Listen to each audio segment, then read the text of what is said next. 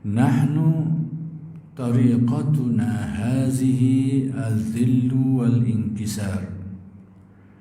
Walau unasum min ahli al-madinati lahum kalamun yaqa'una bihi ala ba'di talamizatina lataraktuhum yamshuna fil aswaki wa alaihim husnul thiyabi wa akhrajtu hubbad dunya min afidatihim. Artinya, kami ini, kata Syekh Muhammad As-Saman, yang itu guru kepada pengarang kitab ini, Syekh Abdul Somad ni. Jadi Syekh Abdul Somad menukilkan kalam guru dia, iaitu Syekh Muhammad As-Saman. Yang tarekat kami, orang yang ahli sufi ini, yakni tarekat kami, yakni tarekat perjalanan ahli tasawuf lah. Yakni perjalanan tasawuf lah, iaitu merendahkan dirinya, yakni tawadhu. Jadi tarekat kami, kata Syekh Muhammad As-Saman, perjalanan tarekat kami adalah bersikap tawadhu.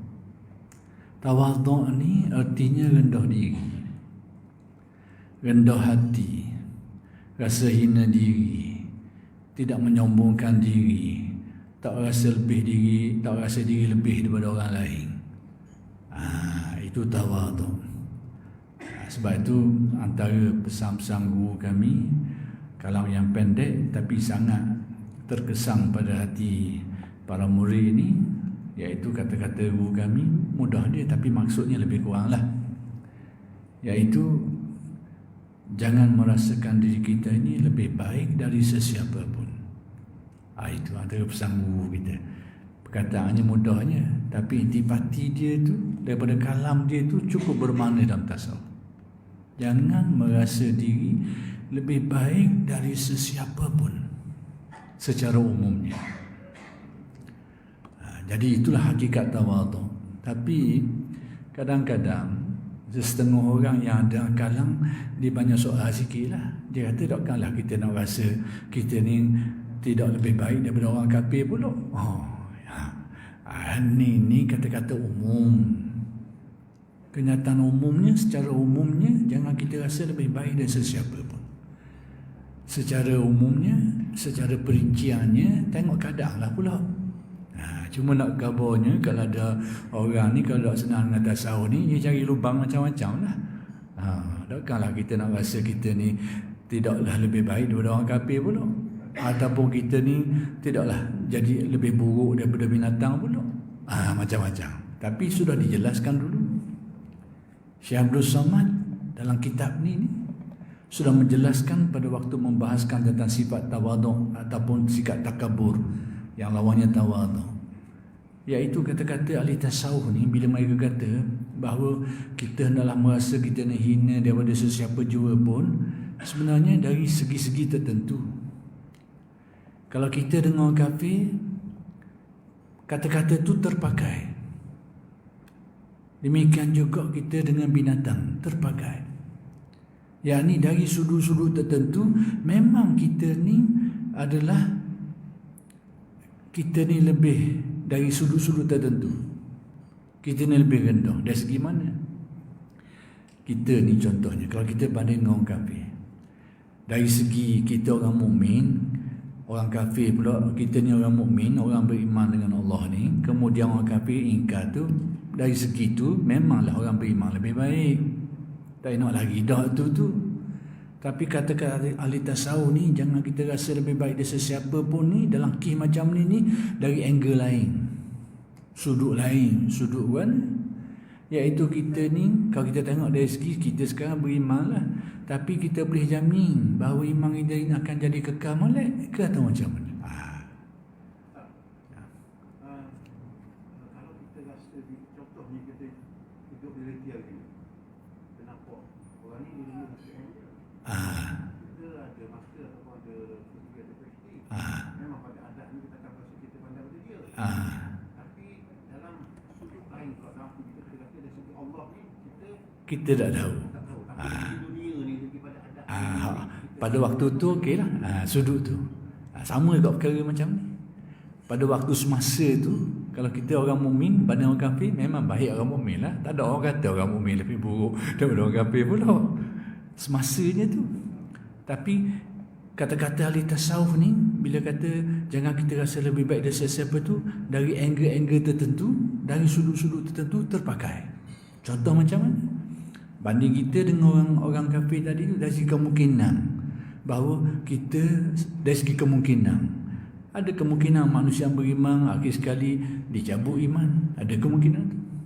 Orang kafir pula ada kemungkinan dia dapat hidayah jadi Muslim pula. Jadi dari segitulah kita jangan rasa kita lebih baik dari sesiapa pun.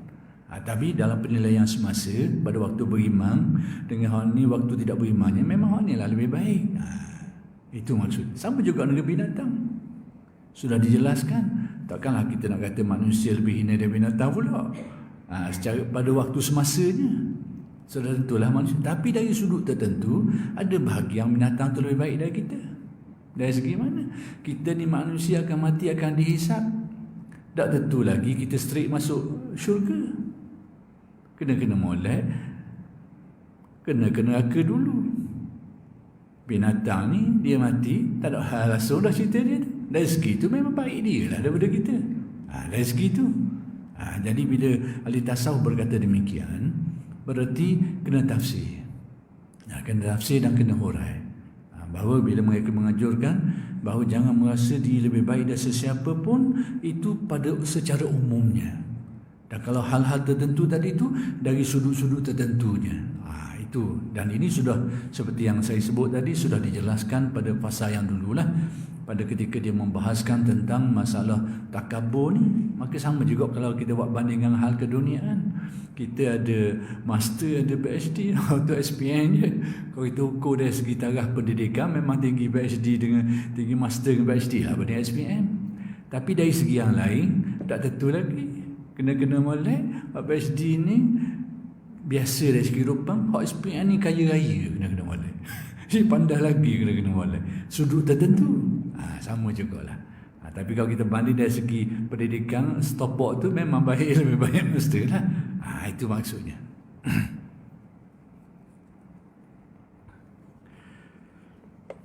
Jadi tarekat kami, kata Syekh Muhammad As-Saman, asalnya adalah tawadhu. Sebenarnya bukan saja tarekat ni, semua tarekat lain. Bahawa prinsip mereka itu adalah bersikap tawadhu. Sebab tu ahli tasawuf yang betul-betul mencapai menghayati tasawufnya tu, dia ni kalau orang kata uduh-uduh atas pribadi dia, dia tak kata apa. Kalau orang kata uduh-uduh atas pribadi dia, ni apa ni, begitulah kritikan pribadi, mereka takkan jawab. Tapi kalau yang dikritik itu tentang ilmu, tentang perjalanan tarekat ilmu, ni dia akan jawab, dia akan jelaskan. Tapi kalau kritik pribadi, mu bodoh ke, mu tak tahu kala ke, mu jahil ke, tu dah apa. Tak kisah. Tu kalau orang berjalan dan tasawuf sungguh, tidak kisah tu. Tapi kalau dia kritik amalan ni salah, amal tak kena, ni jaga. Ni atas dasar ilmu akan dijawab. Itu sikap. Itu memang sebab tu kita nak tengok ke ahli tasawuf ni, jangan tengok atas kitab yang mengaji tu. Jangan tengok atas kitab yang mengaji untuk guru tu lah, mengaji untuk guru ni lah, mengaji kitab tu lah, mengaji kitab ni. Jangan ukur kot tu. Jangan ukur kot tu. Jangan tengok dia pakai serban benda-benda lah, belilik pasal mana lah. Jangan ukur pasal tu. Murid dia ramai mana lah, ramai lah, ataupun beginilah. Jangan ukur. Tasawuf ni, ilmu ni ilmu ukuran dia adalah pada ehwal diri orang tu. Pergi kawan ni duk mengaji kita tu, mengaji kita ni, mengaji tu guru tu, mengaji tu guru ni. Tu dah tentu lagi. Tapi nak tahu bahawa dia ni perjalanan tasawuf tu tak betul, tengok atas ehwal diri dia. Cakapan dia, bagi pendah orang gedok, pandang pendah orang, akak diri, sombong diri, ada dok. Atas diri pribadi dia, amalan dia tu soleh, akhlak dia macam mana, layanannya terhadap orang, hubungan dia dengan orang macam mana, amalan-amalan soleh dia tu, hati khusyuk atau tidak, keyakinan hati itu timbul. Salah satu daripada elemen-elemen yang ada dalam tasawuf ini tawaduk ni. Tawaduk ni ahli tasawuf ni tidak akan rendah orang. Tidak akan rendah. Sekalipun dia tengok kawan tu jahil daripada dia. Sekalipun dia tengok kawan tu kurang amal banding dengan dia, tidak akan rendah. Kerana apa? Sebab dia sedar diri. Dia tahu hakikat bahawa kita ni pun dapat buat amal, dapat kebaikan. Mari mana semua tu? Gerak daripada Allah, kurnia Allah. Dia sedar benda tu. Sebab tu dia tak akan pandang rendah kat orang. Tak akan pandang remeh kat orang. Tak akan perkecilkan orang. Secara pribadi tak akan. Kenapa? Kerana dia sedar. Sebab apa? Intibati tasawuf antaranya tawaduk. Sebab tu kata Syekh Muhammad As-Samad ni, bahawa tarekat kami ni adalah tawaduk, merendah diri. Tak mengangkat diri, tak menyombongkan diri, tidak berbangga diri. Benda-benda macam ni kadang-kadang benda-benda macam ni kita boleh tengok pada percakapan, boleh tengok pada perbuatan kadang-kadang. Tapi kalau ahli tasawuf ni kita tak akan nampak unsur-unsur dia menyombongkan diri, rendah ke orang, bodoh ke orang, atas percakapan dia, atas tindakan dan perbuatan dia.